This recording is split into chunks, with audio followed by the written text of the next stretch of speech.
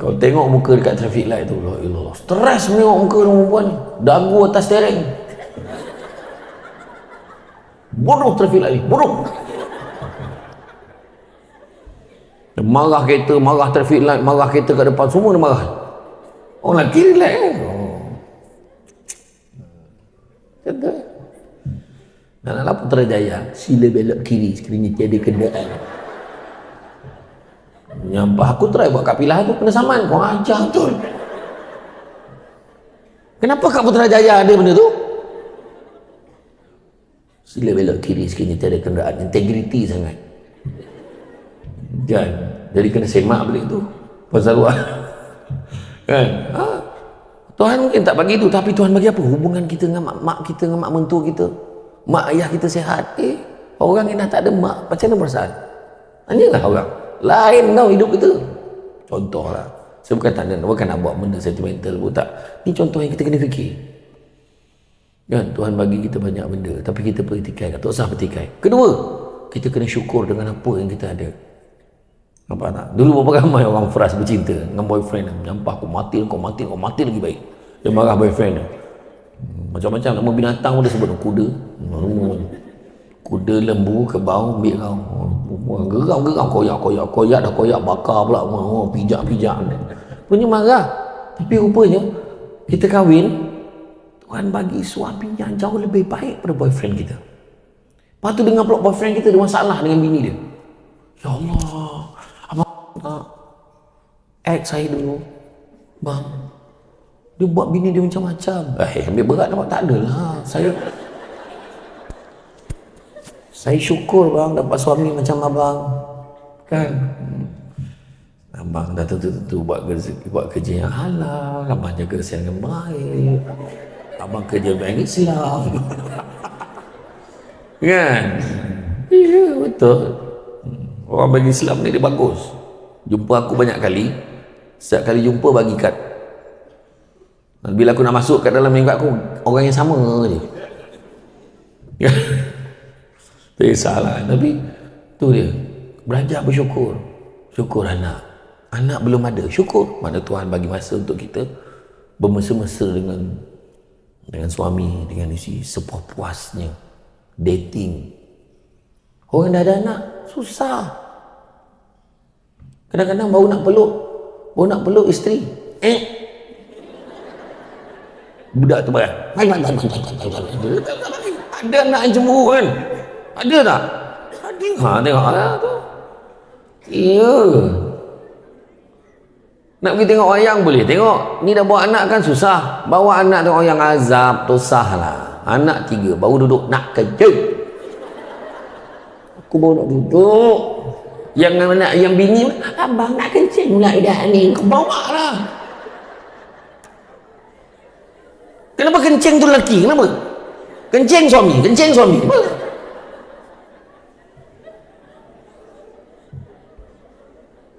Tadi kenapa tak kencing? Tadi suruhnya tadi tak rasa. Aduh, susah weh, susah. Tahu-tahu dah kena pijak dah bini apa tu. Bini siapa tu lah? Cerita Mak Kilau tu. Malaikat Melayan kencing je. Yang bini siapa? Si Zarina tu lah. Rukiah.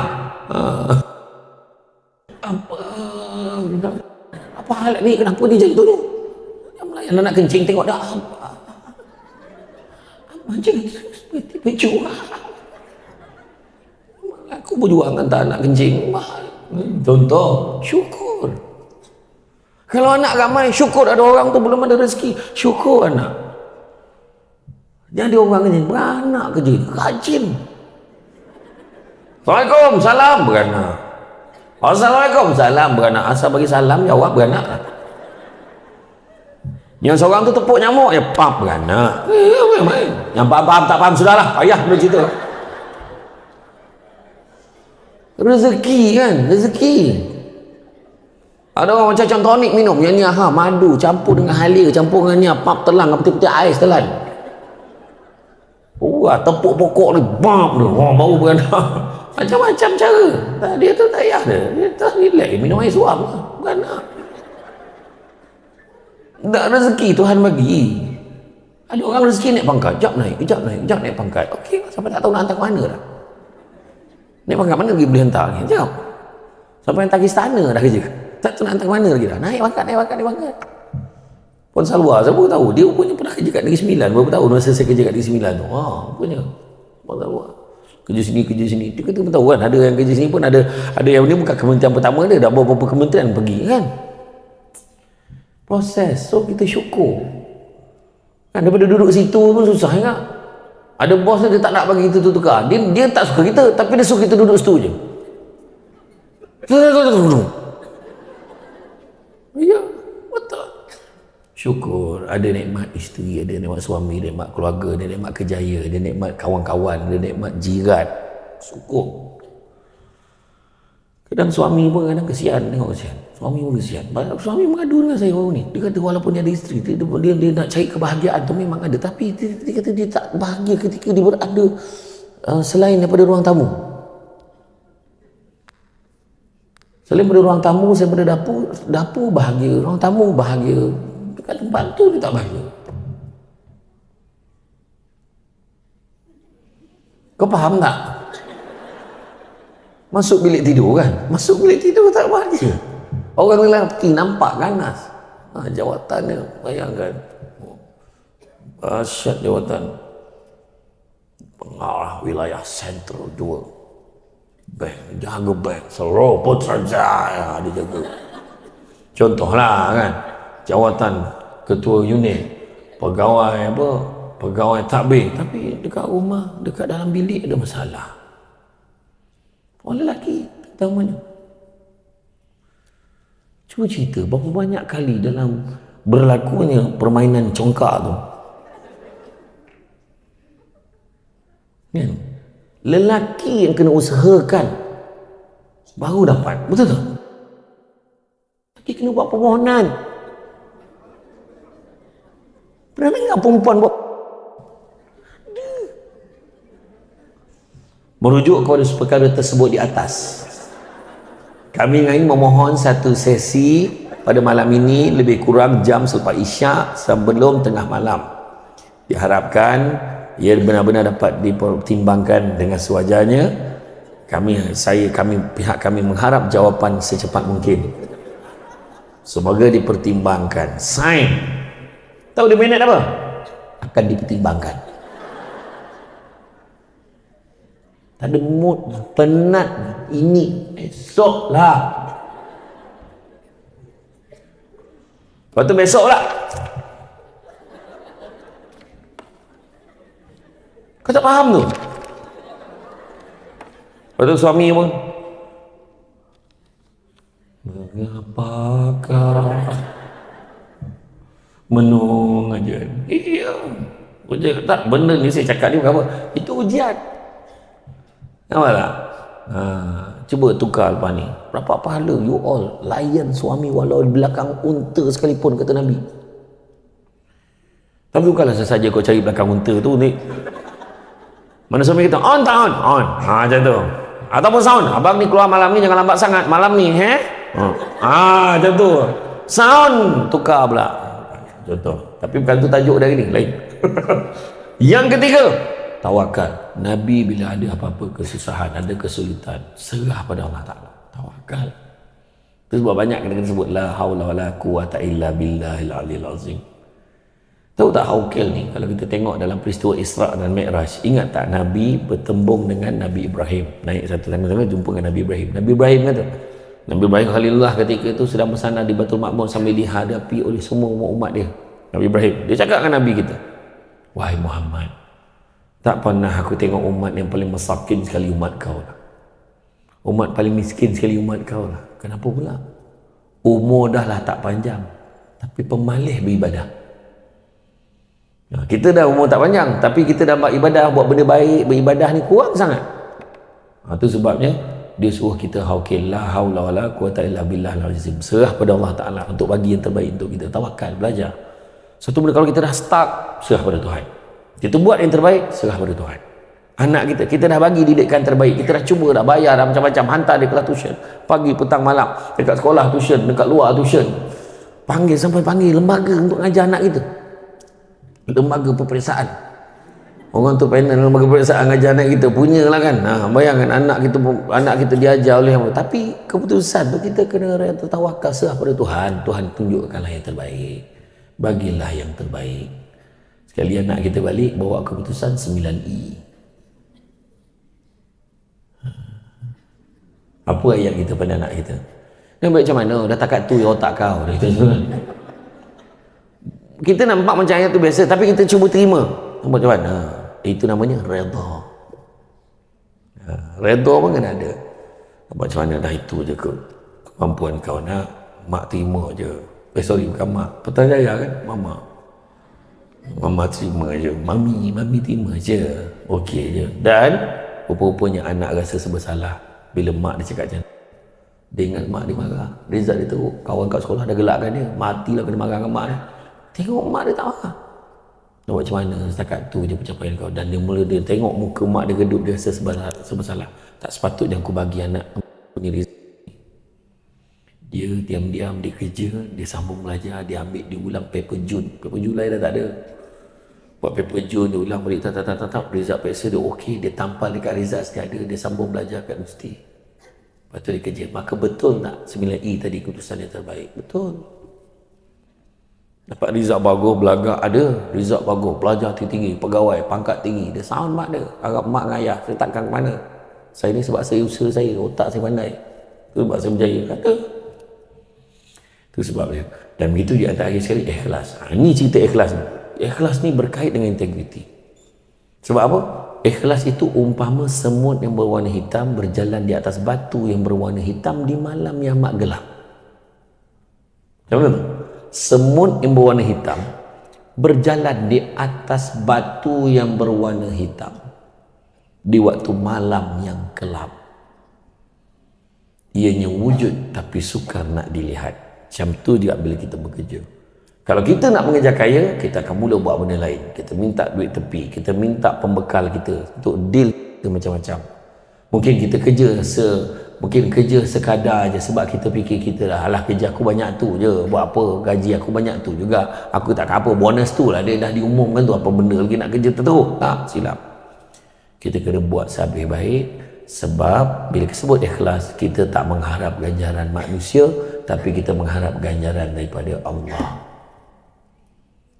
Kadang-kadang Allah balas kita dengan keberkatan rezeki. Itu yang kita cerita tadi. Kejarlah keberkatan rezeki. Kejar kaya sampai bila tak kaya? Nabi kata, anak-anak Adam bagi 2 lembah man akan minta lembah yang ketiga. Tapi Nabi juga cakap, cari rezeki yang halal itu cukup buat kamu. Cari yang halal itu cukup. Malahan kalau cerita rezeki berkat, sedikit rasa cukup, banyak boleh kongsi. Maksud boleh kongsi apa? Sedekah, tolong orang susah, bantu, sumbangkan dalam tabung, bagi untuk bantu masa banjir, bantu anak yatim, bantu orang susah, kawan-kawan nak balik kampung tiba tak ada duit, nak kau pakai duit aku dulu, kita boleh tolong. Itu tanda berkat. Faham jadi makna kata kejarlah keberkatan rezeki. Dan Nabi juga sebut tentang kaya tadi. Nak jawab balik kekecewaan kita tadi, kau kerja sini kau tak akan kaya. Tapi sebenarnya Nabi ajar, manusia yang paling kaya adalah manusia yang merasa cukup dengan apa yang dia ada. Jadi mak ayah kita dulu walaupun susah, tapi sebab dia jaga kita, kan, dia jaga kita baik-baik, dan dia tengok sampai kita berjaya, dan mak kita tak nak urut. Kenapa lah hidup kita ni miskin? Tak ada. Tapi mak kita cakap, kau nak jadi orang, kau belajar. Mak kita, itulah motivasi yang paling power mak kita boleh bagi. Kau nak jadi orang, kau belajar. Kita pun terfikir, selama ni kita bukan orang ke apa? Maksud dia jadi manusia yang ada manfaat pada orang lain. Khairun nas anfa'hum linnas. Itu sebab dia suruh kita belajar. Dan akhirnya kita sampai satu tahap, kita pun bila kita nampak kita dah sampai ke satu tahap kita bekerja, kita faham betapa pentingnya ilmu.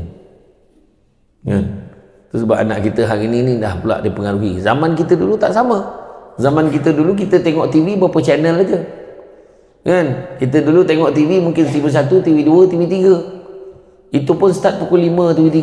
Kalau tak, kalau buka awal tengok jam je.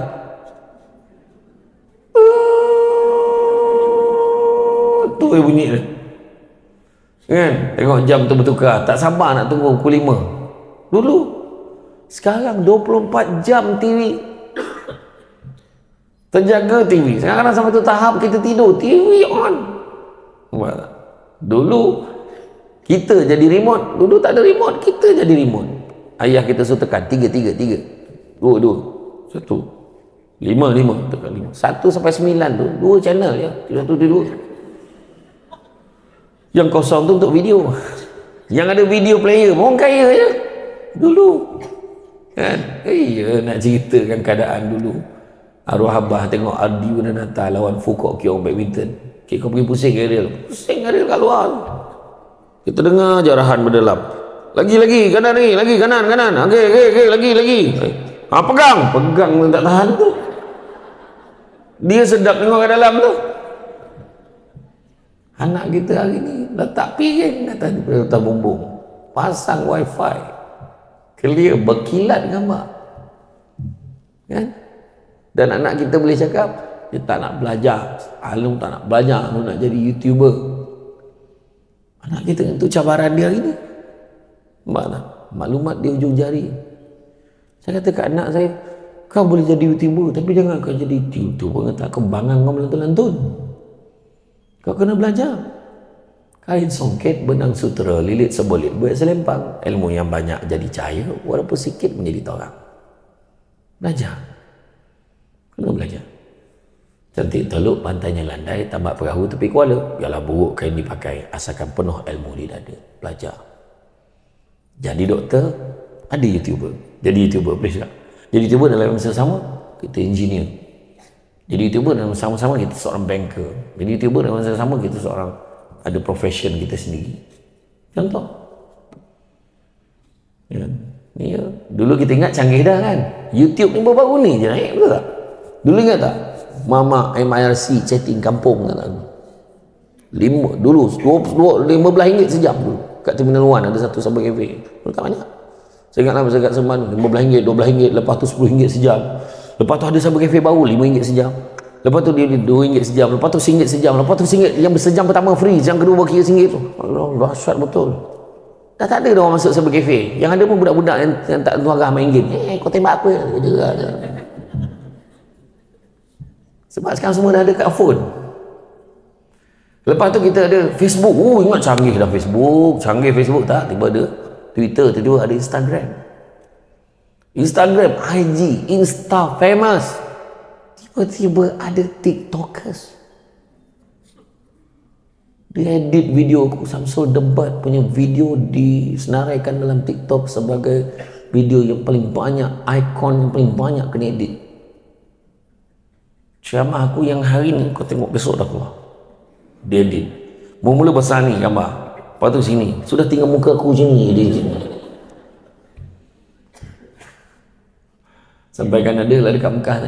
Ustaz TikTok dah mengaku. Kan? Dekat Sarawak tu lagi lah.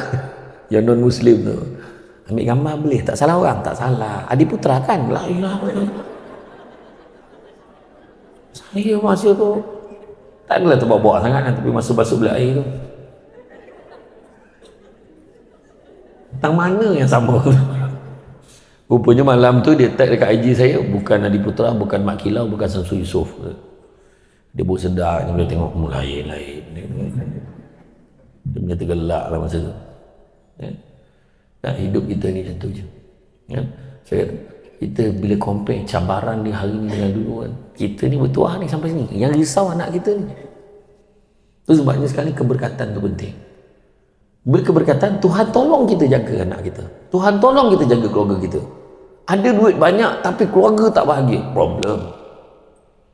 Itu sebabnya dalam salah satu nilai integriti, membentuk keluarga bahagia pun salah satu daripada unsur-unsur integriti tu. Sebab keluarga akan support, akan beritahu, jangan bang, kita hidup macam ni, okey. Jangan kita nak bermewah-mewahan.